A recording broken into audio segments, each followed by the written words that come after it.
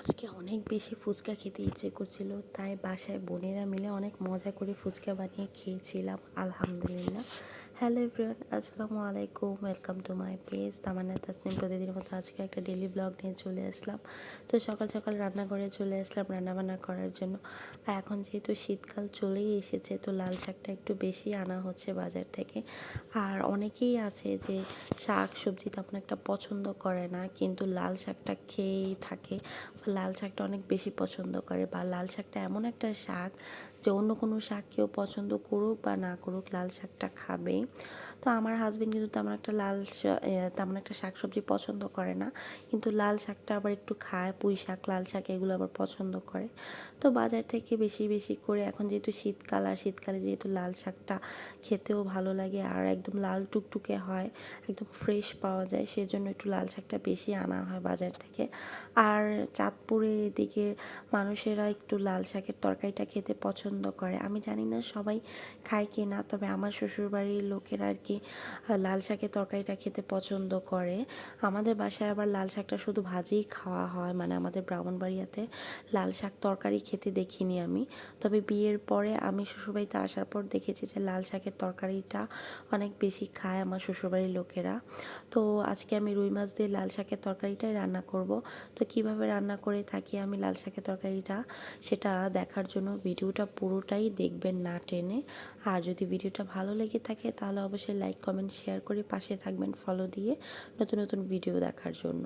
তো এই তো আমি এখন যেহেতু শাকটা রান্না করব, তো একটু রসুন দিয়ে দিয়েছি আর কাঁচামরিচ দিয়েই রান্না করব, কারণ শাক সবজি এই টাইপের তরকারিগুলো কাঁচামরিচ ছাড়া, রসুন ছাড়া খেতে ভালো লাগে না। তো আমি এখানে মশলাটা একটু ভালো করে কষিয়ে নিচ্ছি শাকটা দেওয়ার জন্য। আর শাকের তরকারি রান্না করা কিন্তু খুবই সহজ, অনেক সময় লাগে না, তারপরে বেশি একটা পানি অ্যাড করা লাগে না, শাকটা দিলে অনেকটা ঝোল বের হয়ে আসে।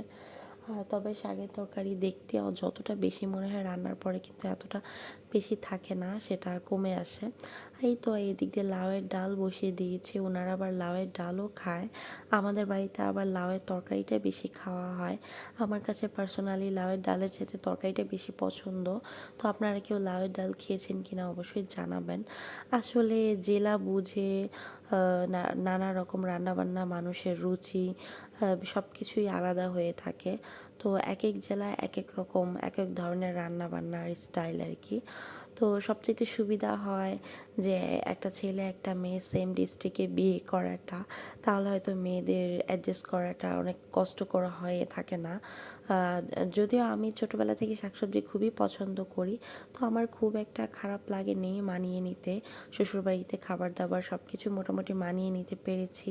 তবে অনেকেই আছে যে দেখা যায় নিজের জেলাতে অন্যরকম খাবার দাবার খায়, আবার শ্বশুরবাড়িতে আসার পর আরেক স্টাইলের খাবার দাবার খেতে বা মানিয়ে নিতে খুবই সময় লাগে বা কষ্ট লাগে। তো তাদের উদ্দেশ্যে বলছি আর কি, চেষ্টা করবেন নিজের জেলাতে বিয়ে করার। আর বাকিটা আল্লাহর ইচ্ছা, ভাগ্যে না থাকলে কি আর করার। তো এই তো কথা বলতে বলতে এই দিক দিয়ে আমার রান্নাটা হয়ে গিয়েছে, আর ভিডিওটি দেখতেই পেয়েছেন আমি কিভাবে রান্নাটা করেছি। আর যেহেতু শাকের তরকারি রান্না করেছি, তো লাল মরিচের গুঁড়াটা আমি খুব বেশি একটা অ্যাড করিনি, তো কাঁচামরিচটাই বেশি করে দিয়েছি। আর এই তো এখন আমার শাকটা প্রায় হয়ে গিয়েছে। আর যেহেতু শাক থেকে অলরেডি এমনিতে পানি বের হয়েছে, তাই আমি খুব একটা ঝোল দিইনি। তো এই তো এখন আমি আগে থেকে ভেজে রাখা মাছগুলো দিয়ে দিয়েছি তরকারির মধ্যে। তো এই তো আমার তরকারি অলমোস্ট হয়ে গিয়েছে, এখন আমি উঠিয়ে নেব। তবে শাক ভাজি যেতে তরকারিটা একটু বরকত হয় আর কি, ভাজি করলে কিন্তু মিশে আরও কমে যায়, কিন্তু ভাজিটা খেতেই বেশি ভালো লাগে। তবে তরকারি যারা পছন্দ করে থাকেন তাদের কাছে মন্দ লাগবে না, আমার কাছে পার্সোনালি ভালোই লাগে। আর এই তো এখানে পানির ফল, তো আমি যা বললাম আর কি, আজকে অনেক বেশি ফুচকা খেতে ইচ্ছে করছিল। তো আমাদের বাসা যেহেতু খুব কাছে শ্বশুরবাড়ি থেকে, তো আমি বিকেলে চলে গিয়েছিলাম আমাদের বাসায় ফুচকা খাওয়ার জন্য বোনদের হাতে। তো এখানে দেখলাম যে আব্বু আবার বাজার থেকে পানির ফল এনেছিল, আমার আবার পানির ফলও খুব পছন্দ, তো একটু খেয়ে নিলাম। আর এই তো এদিক দিয়ে ফুচকার সব আয়োজন করা হচ্ছে।